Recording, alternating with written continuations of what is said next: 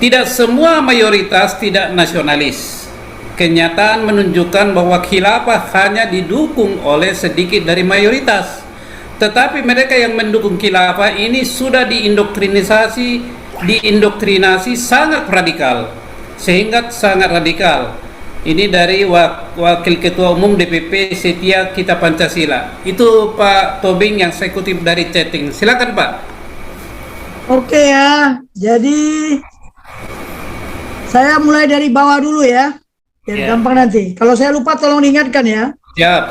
Ya, seperti yang sudah saya katakan tadi, tidak semua saudara-saudara kita itu tidak punya hati nurani. Ya tidak semua loh ya. Jadi kalau bahasa logika itu, apakah semua Muslim itu radikal? Tidak. Apakah semua mereka itu khilafah? Ya tidak, jangan dipukul rata. Ya, jangan dipukul rata, pakai logika lah ya. Ya, pakai logika lah. Karena ya setiap agama atau aliran kepercayaan berbeda-beda juga doktrin yang diturun-temurunkan gitu. Tolong ya, doktrin itu ajaran. Sedangkan indoktrinasi bukan, pemaksaan. Entah dari mana dapatnya pemaksaan itu juga kita tidak tahu. Ya itu, jadi memang tidak semua ya yang mayoritas itu tidak nasionalis. Saya setuju. Nah, khilafah sangat radikal. Tapi tolong ya, radikal. Saya ini radikal nggak? Radikal. Radikal. Tapi saya radikal nasionalis. Ada radikal bermacam-macam. Ada radikal teroris. Ada radikal apa? Ada radikal intoleran. Radikal religius. Dia fanatik. Nah, salahnya fanatiknya bukan fanatik ibadah, fanatik beragama. Dianggap agama yang lain itu nggak benar gitu loh. Ya, ini yang menjadi masalah. Nah, masalah khilafah ini kan sebenarnya itu tadi yang saya bilang harusnya udah terkubur kan. Ini kan zaman dulu ini. Kenapa ini muncul lagi di Indonesia? Karena ada transnasional komunal. Saya waspada ya, transnasional komunal. Nah, transnasional komunal ini ya yang namanya komunikasi ya community itu saling terkait karena mungkin satu ajaran dia, satu agamanya dia. Tapi di Indonesia ini bolehlah kita berbeda-beda agama, tapi harus menyesuaikan dong. Paradigmanya beda. Nah, saya mau kasih tahu di sini ya. What is paradigm? Paradigma itu landasan kerangka kita berpikir, cara kita memahami ya. Memahami suatu kehidupan di mana kita hidup. Kalau kita hidup di Timur Tengah sana, silakan pakai paradigma itu. Tapi kalau di Indonesia nggak bisa. Karena paradigmanya tadi yang saya katakan 10 paradigma. Ya. Ideologi Pancasila itulah paradigma kita. Wawasan kebangsaan itulah paradigma kita. Paradigma nasional, bukan paradigma khilafah. Kalau paradigma khilafah ya beda aturan mainnya. Walaupun saya bilang, itu anggota-anggota DPR itu masih mendengung-dengungkan kok, yang lainnya diam. Kok lainnya diam? Ya mohon maaf itulah, yang 2F itu. Yang F2 itu. Oh, coba kita buka nanti. Kapan-kapan kita buka. Ini padahal wakil ketua DPR. Mantan wakil ketua DPR. Nah, itu satu ya. Jadi, memang inilah yang jadi persoalan kita. Jadi, kalau undang-undang Kamnas ada, pasti khilafah mati lah dia. Itulah contoh ya, si UAS itu coba. Singapura ngusir, malah lebih dia Pancasila kan. Kenapa? Dia tidak mau rusak kerukunan beragama di sana. Kerukunan umat beragama, dia nggak mau rusak. Kalau itu rusak negaranya kecil begitu. Satu kota, satu pulau, satu negara, namanya sama, Singapura. Ya, tolong, jadi mereka ketat. Tapi pertanyaan, ada nggak undang-undang keamanan nasional? Ada. Dia punya Internal Security Act, dia punya National Law, dia punya juga strategi. Mari kita buka. Kapan nanti kita buka lah? Bagaimana Singapura melindungi segenap bangsa Singapura? Makanya Brigjen Lee itu ngomong apa? Banyak yang tidak paham mengenai Singapura. Nah itulah, jadi makanya siapa yang Pancasila? Ini ya, jadi masalah khilafah itu transnasional. Jadi transnasional komunal. diekspor. Ya, bukan diekspor, diimpor Impor. dari negara Timur Tengah. Makanya Pak Anton Hairil tadi kemarin ngomong, Hairil coba, dia ngomong apa? Contoh lihat, negara-negara yang memaksakan khilafah apakah sejahtera? Turki aja sekarang udah babak belur kok. Ingin damai sama Israel. Oh lihat, makanya kejadian-kejadian itu tolong ya. Kita jangan buta situasi. Udah buta situasi, buta lagi politik. Yang salah memimpin, kalau pemimpin yang salah siapa? Ya kita yang memilih yang salah. Kenapa Anda pilih dia? Saya melihat jujur aja ya. Mereka ini punya kepemimpinan nggak? Hanya mimpi. Pemimpin kita ini hanya mimpi. Banyak pimpinan, banyak atasan, belum tentu pemimpin. Nah, banyak pemimpin, tapi kebanyakan pemimpi kan. Lihat aja, bagaimana kita ngetes fit and proper test pun sudah direkayasa, ya kan? Sudah direkayasa fit and proper test. Aneh-aneh di Indonesia ini. Panglima TNI aja di fit and proper test. Kalau saya harusnya menentang itu. Kenapa? Yang fit and proper test juga nggak tahu tentang TNI. Udah itu berlagak lagi. Seolah-olah ini, saya jujur aja ya, saya udah pernah bilang.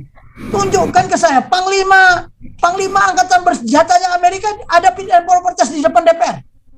Ada nggak? Singapura aja nggak ada itu. Tetapi memang dia udah terpilih. Sudah dilihat, ada karakternya. Dari mana kita tahu karakternya? Ada tesnya. Tes karakter. Ada kompetensinya. Sudah dites kompetensinya. Jadi kalau dia jadi pemimpin, orang nggak banyak komentar. Kalau sekarang, si Anui. Bapaknya si Adui. Itu kan yang terjadi. Coba kalian undang bicara di Zoom ini. Bisa ngerti nggak? Paling literasi kan. Implementasinya bagaimana? Jadi ini terjawab sekaligus ya, dua ya. Khilafah sama Pak Andreas tadi. Nah sekarang ke Bu Agustina ya. Saya ini pendidik, iya. Tetapi ibu tidak pelatih. Antara pendidikan dan pelatihan itu beda. Pendidikan hanya mentransfer ilmu. Pelatihan mentransfer skill. Dan sekarang how to think-nya ada di ilmu, tapi how to act-nya ada di skill. Nah, what to act? What to do? What to do itulah what we must do. Apa yang harus kita kerjakan? What to do? Itulah kebijakan itu. Policy itu what to do. Tapi how to do? How to act? Strategi. Nah ini, sekarang ya, saya yakin lah. Saya ngecek, saya mau tanya lah. Sekarang ibu-ibu yang katanya sudah penataran Pancasila, ngomong di sini. Kalau nggak saya koreksi, benar nggak ibu menyampaikan itu? Oke, tolong Pak Santi Amer, ibu itu tolong dikasih buku kita lah. Siap. Ya, kasihkan buku kita, kirimkan aja sana. Jadi belum tentu, makanya di militer ada pendidikan dan ada pelatihan. Mengajarnya pun cara mengajarkan, menyampaikan ilmu supaya gampang diterima oleh siapa? Oleh anak didik. Sudah benar nggak? Cara melatih beda lagi. Lihat saya, kalau saya paparan di sini, lihat semua konsepnya, PowerPoint-nya itu gampang diterima nggak? Sekarang saya lihat guru-guru itu nggak ada itu. CBSA, dibiarkan murid belajar sendiri. Kalau kami dulu, saya dididik menjadi guru militer di Inggris selama setahun. Jadi pelatih juga setahun. Apa yang kami terima? Di situ jelas, jika murid gagal belajar, guru gagal mengajar. Itu di depan pintu. Bayangin seorang guru mengajar diawasi. Oh ini guru nggak beres ini, diganti. Tapi dinasihati dulu. Ini loh. Makanya cara memberikan instruksi juga beda, cara melatih juga beda, nggak sama, beda. Nah, saya dilatih itu sama, saya gagal sekali aja karena saya dididik melatih sebagai apa? Prajurit peluru kendali. Begitu salah saya menembakkan peluru kendali, sasarannya bukan lawan aja, kawan pun bisa. Itu saya begitu salah, itu sampai 100 kali deh. Harus mengulangi sampai 100 kali. Bayangkan itu. 100 kali. Sudah mengerti? Are you sure? Captain Tobing, are you sure? Sure? Oke, diuji lagi, dimasukkan ke simulator. Nah, setelah 5 kali saya di simulator yakin, gurunya yakin, oke, you pass. Hati-hati, kita ada begitu nggak? Kita banyak mengajar Pancasila, nggak ngerti. Aduh, sila Pancasila, ketuhanan yang Maha Esa, 2 kemanusiaan yang adil dan beradab, 3 persatuan Indonesia, 4 kerakyatan yang dipimpin oleh 5 kebijaksanaan dalam permusyawaratan perwakilan, keadilan sosial bagi seluruh Indonesia. Saya mah nggak usah baca teks, saya udah hafal. Tapi bagaimana mengimplementasikan menjadi satu konsep strategi. Konsep strategi itu ada sasaran, ada target, ada goal, ada objektif. Ya, ada cara yang ditempuh. Ada sarana, kekuatan, dan prasarana. Contoh, kalau nilai-nilai Pancasila itu menurut Bung Karno tidak boleh dipisah-pisahkan. Sila pertama melekat ke sila kedua, sila kedua melekat ke sila ketiga, melekat ke sila keempat, melekat ke sila kelima. Pertanyaannya, bagaimana merumuskan dalam konteks strategi? Dari kelima sila itu yang menjadi goal apa? Sasaran itu apa? Objektif apa? Apapun yang kita kerjakan, keadilan sosial bagi seluruh rakyat Indonesia. Walaupun tempatnya di sila kelima. Terus kalau strategi itu ada 3, ada sasaran, ada cara yang ditempuh. Cara yang ditempuh apa? Ya Pak, ya sila keempat, melalui kerakyatan. Ya, yang dipimpin oleh hikmah kebijaksanaan. Ingat ya, hikmah kebijaksanaan. Kebijaksanaan itu adalah wisdom. Di situ ada suasana kebatinan. Nah, hati-hati, ada suasana kebatinan, tapi harus melalui permusyawaratan perwakilan. Sementara ini melalui apa? Mayoritas. Makanya muncul oligarki. Siapa yang membuat ini? Ya kita sendiri. Ini kesalahan kita bersama. Nah, tadi sarana kekuatan. Harus ada sarana kekuatan. Kekuatannya apa? Ya sila ketiga, semangat persatuan dan kesatuan keindonesiaan. Tapi yang berlandaskan apa? Bukan berlandaskan kemanusiaan yang biadab. Ya, bukan berdasarkan kesetanan yang Maha Esa, tapi berdasarkan ketuhanan yang Maha Esa. Ya, berdasarkan apa lagi? Kemanusiaan yang adil dan beradab. Tapi kekuatannya ada di mana? Di semangat persatuan dan kesatuan. Kalau ditanya di forum ini, pusat kekuatan bangsa Indonesia ada di mana? Kalau anak murid kita bertanya, Pak Tobing, Bapak katanya ahli strategi. Ya. Kalau ditanya, di mana pusat kekuatan bangsa Indonesia? Pusat kekuatan strategi mana Indonesia? Di mana? Pusat kekuatan orang Batak di mana? Pusat kekuatan orang Sunda ada di mana? Pusat kekuatan orang NTT sama? Oh tidak, kearifan lokal beda-beda. Nah, pusat kekuatan itu adalah semangat persatuan dan kesatuan keindonesiaan. Kekuatan kita bukan di militer, bukan kekuatan kita di ekonomi, tidak. Bukan di kekuatan pertahanan keamanan, tidak. Bukan di kekuatan politik, tidak. Justru saya lihat politik ini mau memecah semangat persatuan dan kesatuan.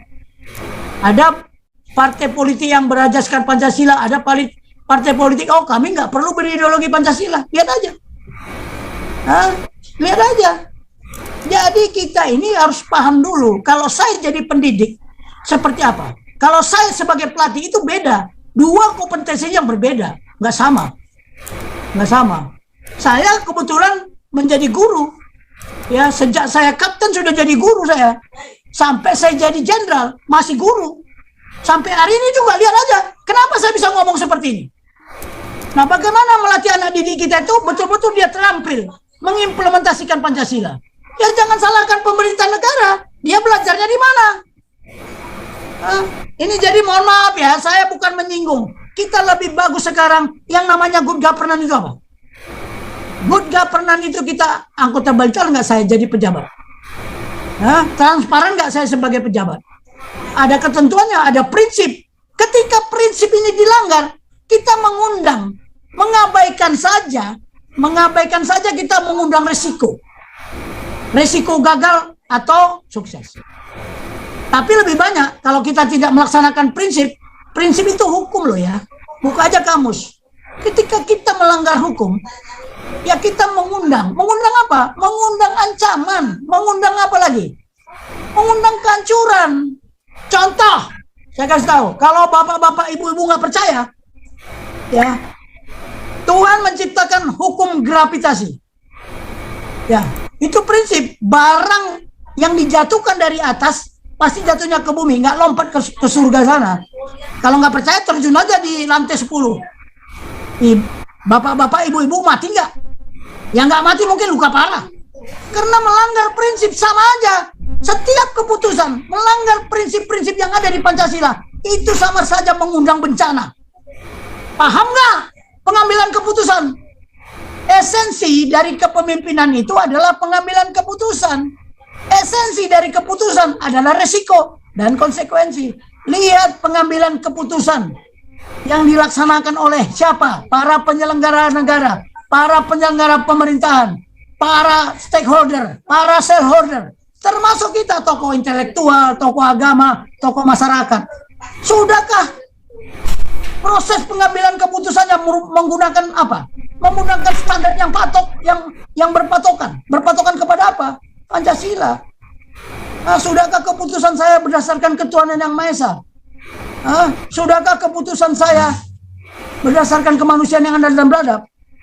Itu makanya diuntung rugikan. Oh, kalau cara bertindak saya ambil begini, saya merugikan Pancasila. Saya menentang amanat konstitusi. Di luar negeri yang menentang konstitusi dipenggal kepalanya. Di Indonesia masih bisa berleha, ya, masih bisa bobok dengan nyenyak gitu loh. Kenapa? Karena kita salah dari awal. Memang udah salah. Konsep reformasi nggak ada kok. Lihat siapa yang merubah reformasi itu. Siapa yang mengubah undang-undang dasar itu. Tanya. Ya, yang paling parah lagi, saya beritahu sekarang ya, kita harus jujur lah. Kita sekarang bukan mengeksekusi nilai-nilai yang Pancasila dalam proses pengambilan keputusan. Kita tapi apa? Mempersekusi. Bedakan eksekusi dengan mempersekusi ya. Sekarang kita ini ya mengarah kepada apa? Bukan lagi mengarah Bhinneka Tunggal Ika, tapi Bhinneka Tunggal Duka. Lihat nanti bangsa ini terpecah-pecah. Duka yang kita hadapi. Nah, yang begini-begini ini kan nggak paham anak bangsa. Mana mah seperti si UAS, ya. Ini ustadz anak setan ini coba. Ya. Lihat aja matanya. Nanti kalau saya tayangkan begini, pernahkah dia dites psikologi? Cek coba psikologinya, pasti dia gagal. Tetapi dia kok ditempatkan posisinya sebagai pemimpin. Tunggu dulu, banyak sekali tikus-tikus di negara ini. Yang namanya politikus, ya poli itu banyak, tikusnya banyak kan gitu. Nah ini, jadi mohon maaf ya, saya bukan mengoreksi. Pak Paul Dere, ya, lihatlah apa yang kejadian di negara ini. Selalu pengambilan keputusannya spontanitas, bukan responsif. Bukan responsif. Saya kasih contoh. Cek, ada nggak ketika terjadi bencana sudah ada konsep? Sudah diberikan pembelajaran? Sudahkah dilatih? Bullshit. Saya sudah terlibat jauh sekali masalah penanganan bencana alam. Hampir 5 tahun saya, kalau nggak salah 4 tahun. Tiap hari ditunjuk. Ya sama Pak Tabrani dulu. Pak Tobing, kami minta supaya ikut jadi komandan kontingen. Latihan bencana alam di Malaysia, latihan di Thailand, latihan di Singapura.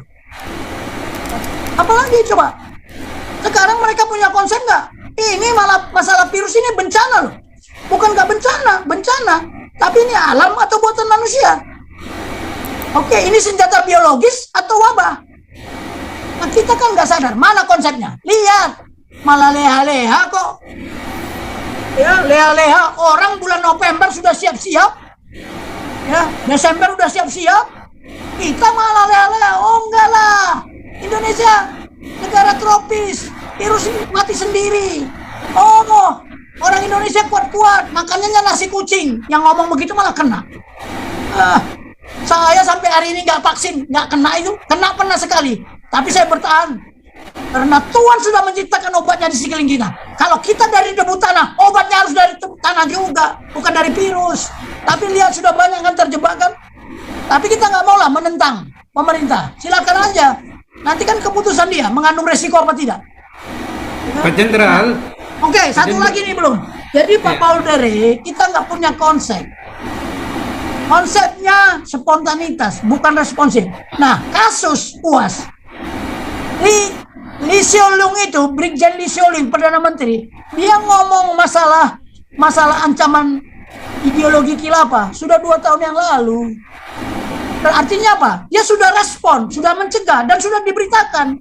Jika ada begini, nggak pakai sistem kenal. Oh, dia si UAS, dia jenderal. Nggak ada sistem keamanan kayak begitu, nggak ada. Namanya keamanan dan pengamanan, tidak ada sistem kenal. Oh, saya masuk istana, oh ini Jenderal Tobing, nggak boleh. Banyak sekarang muka bisa dirubah. Ya, saya dulu pernah rapat di istana masalah pelantikan perwira dan 17 Agustus, masalah pengamanan. Saya coba masuk, oh silakan, karena dilihat mobil saya plat merah, kemudian dilihat saya pakaian dinas. Saya marahi, saya tegur, kamu ini pengamanan nggak? Namanya keamanan, kamu tidak boleh melihat saya karena saya jenderal. Lakukan, cek KTP saya, cek KTP saya. Saya bilang kok, tapi kalau kita kan tidak. Memangnya muka Santi Amer itu nggak bisa dibikin 10.000 kayak dia? Karena ada istilah bermuka 1.000. Nah, kepalanya botak pun bisa dibikin botak. Di kita ini nggak ngerti masalah keamanan. Nah, hati-hati loh. Hati-hati itu, jangan-jangan pemimpin-pemimpin yang sadis-sadis itu udah di-cloning semua itu. Dari mana kalian tahu nggak bukan di-cloning? Nah, yang begini-begini. Ya, jadi Pak Paul Dere, saya minta maaf ya. Kemudian yang belum saya jawab ini Pak Pendeta ini. Ya, Pak Pendeta Manurung. Pak Manurung, Horas Jamang Panditai. Tadi banyak komentar kita. Sekarang kan saya tanya, apakah bupati gubernur itu ngerti melaksanakan amanat konstitusi? Ngerti nggak dia proses pengambilan keputusan menggunakan nilai-nilai prinsip Pancasila? Ya. Di buku saya ini, mohon maaf, Pancasila itu, dengarkan aja itu komentar-komentar para elit tentang Pancasila. Ya, tokso-toksonya itu, coba lihat.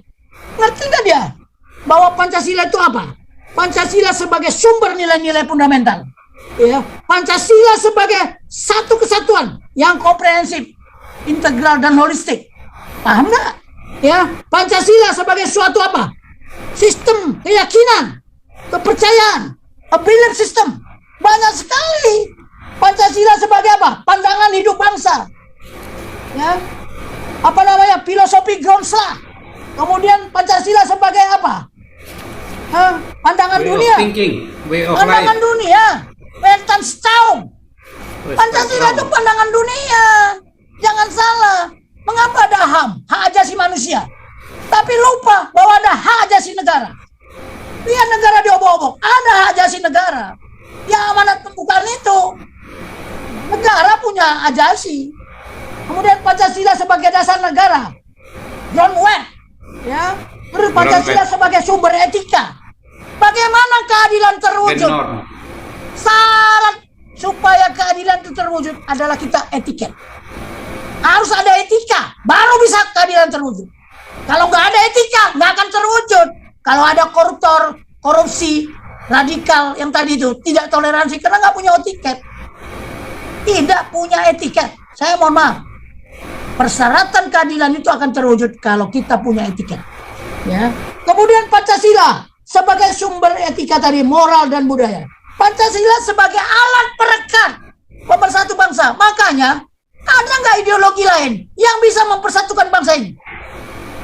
Saya tanya, yang bisa merekat bangsa ini? Saya tanya, nggak ada. Agama bisa? Tidak, bullshit.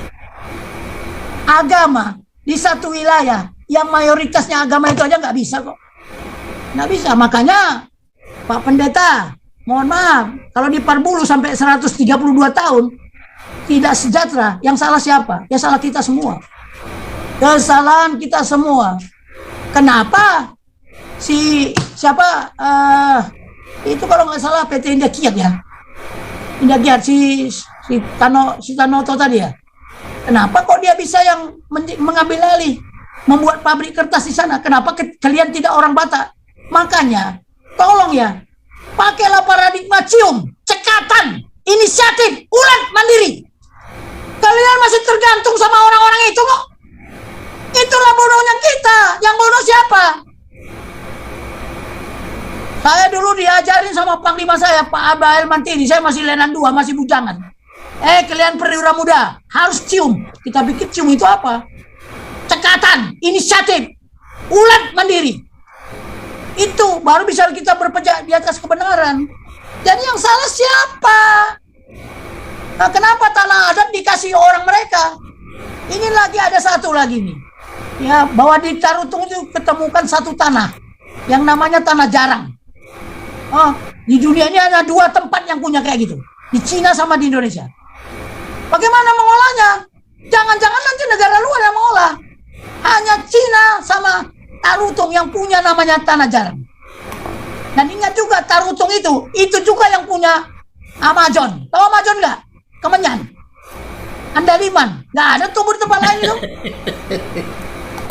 Jangan, tapi bagaimana memposisikan?